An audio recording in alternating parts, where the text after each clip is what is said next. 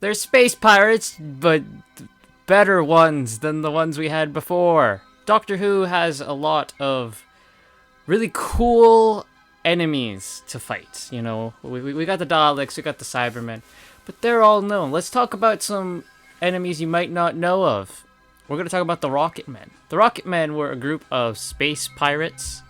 Again, not those ones. They're actually cool. And they essentially do what pirates do. They plunder planets for their riches. Why are they called the Rocket Men? Because they've got rocket packs on their back. Udoi! And they wear leather because leather is cool. They mainly were only used in Big Finish. Big Finish created them as some one-off villains, but they have since used them again, and the Rocket Men have gone on to be not a staple of Big Finish, but an enemy who pops up every now and then, though they seem to have been used up as much as they can be. So the Rocket Men first made their debut in a Big Finish companion chronicle story titled The Rocket Men. There you go. The companion chronicles are essentially, from Big Finish, stories told from a companion's point of view. So for this one, the story was told in Ian's point of view. So William Russell himself narrates the story. It is done like an audiobook with maybe one other actor there as well, providing a voice role. It's very much done as if like the companion is telling you a story.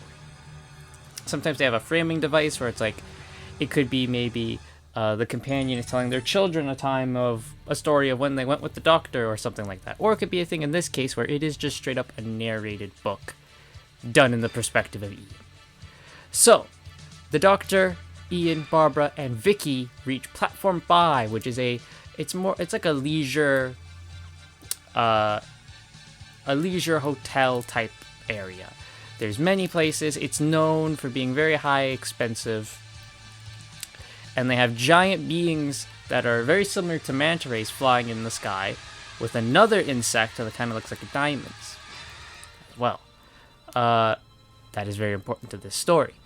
They decide that they're just gonna, they're gonna stay there for a bit.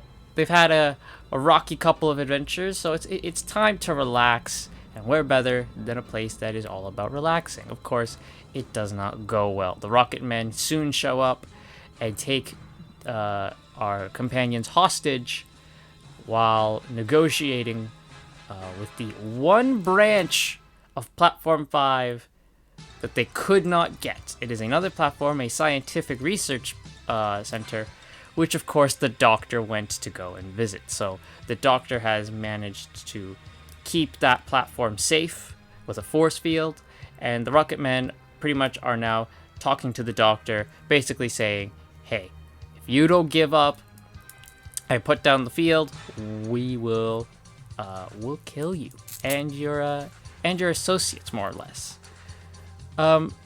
I felt that the Rocket Men in this story were done very well. This is a great first introduction to the Rocket Men. It makes them feel very threatening as space pirates. They don't just feel like random crooks trying to hold up a bank or something. They feel, you can tell they're very organized and very malicious.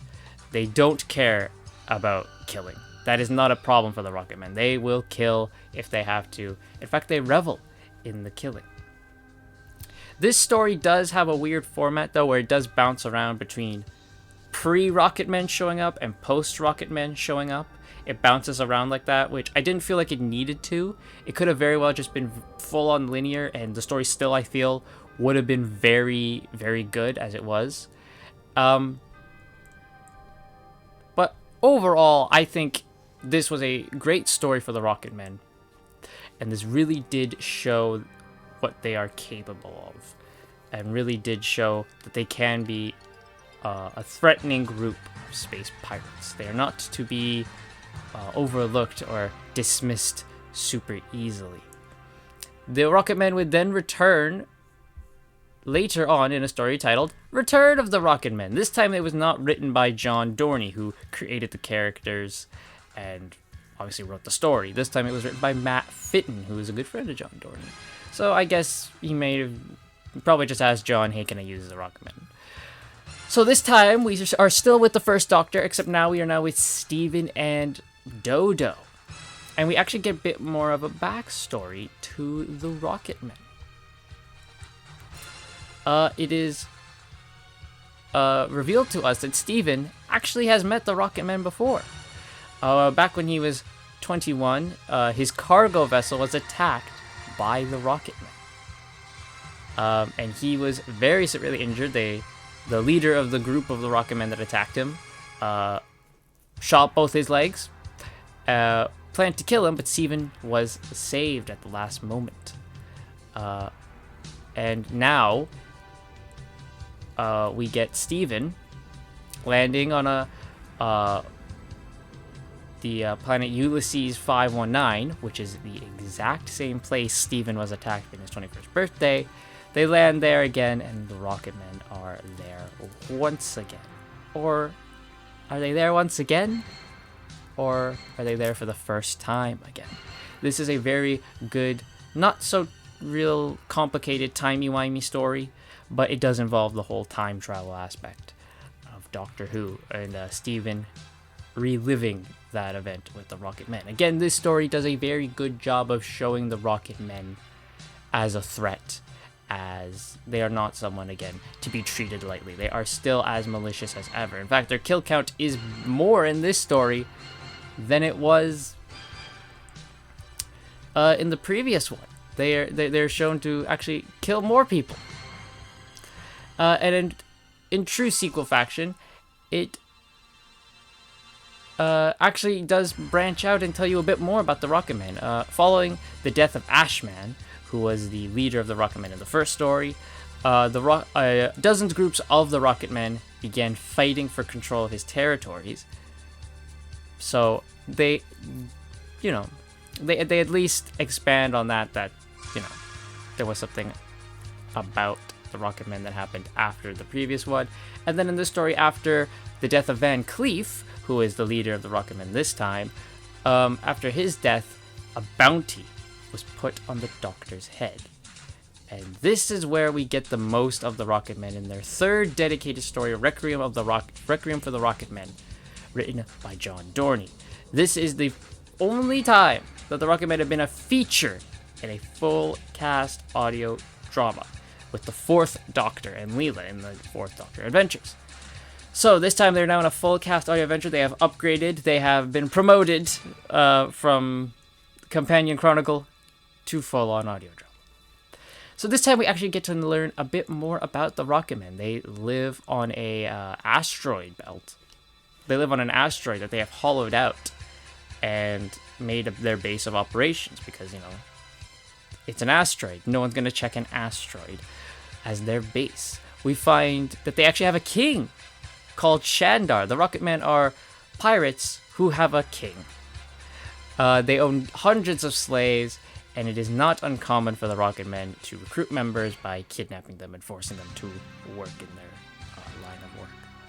In this story, the Rocketmen are actually up for a bit of a job interview as they try to impress the Master. The Master needs the Rocketmen. Well, he needs henchmen in general, and he has heard of the Rocketmen's reputation, and he's going to see if they can fit the role. And they try to prove this to him by capturing the Doctor. This, of course, does not go well for them. The Rocketmen in this story, I feel, are a lot less threatening in this one. In the previous two, there was the threat of the Rocketmen. You could feel the danger. You could feel how dangerous they were. In this one, they just felt like cannon fodder for the Doctor to beat, and they did not feel threatening in the very least. It was nice to get more backstory and history on the Rocketmen about what they do, like their base, how they recruit members and stuff like that. But in the end, it doesn't mean anything. So after this story, the Rocketmen have really disappeared. There is a mention of them in the audio The Two Masters, where after the destruction of their asteroid in Requiem, they have becoming much weaker force. So they pretty much steal whatever they can get their hands on, and they use it to transport grain across the galaxy. So they are very much a far cry from the space pirates that they once were. Of course, this is all thanks to the Doctor. They would make a cameo in the audio story prequel to Geronimo, which was done and released for free via the Big Finish podcast. as a little teaser for the 11th Doctor Chronicles Volume 3 Geronimo box set, where the Doctor is searching for Clara and he encounters a wide variety of enemies, and the Rocketmen are one of them.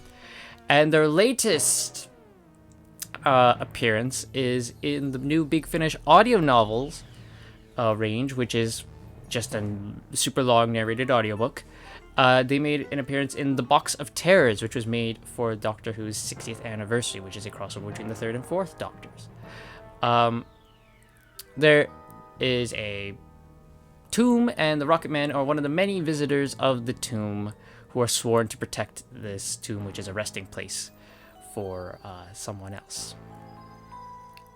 That's really it. They're just, it's like they get a mention, like, oh, there's a bunch of enemies here, like da da da da da, the Rocketmen, da da da da da da. They have now been relegated to cameo roles, more than anything. So that's it for the Rocketmen. They had their big trilogy, and after that, they are now almost nothing, even in Big Finish's eyes. Overall, I think the Rocketmen were a solid idea. It is nice to have a group of space pirates who you can call upon whenever you need a bad guy to have. They can be many things. They can just be men for hire, like Ogrons, or they can be the main threat itself by having a strong leader like Ashman or Van Cleef. So that is the Rocketmen. They have yet to appear again in Big Finish in a major role, as I have said. But they have their trilogy out there, which I highly recommend you get. They are the Rocketmen, Return of the Rocketmen, Requiem for the Rocketmen. So that is this video discussing the Rocketmen. If you have any idea for any other more obscure villains I could talk about and cover, please let me know in the comments down below, and I will see you all next time.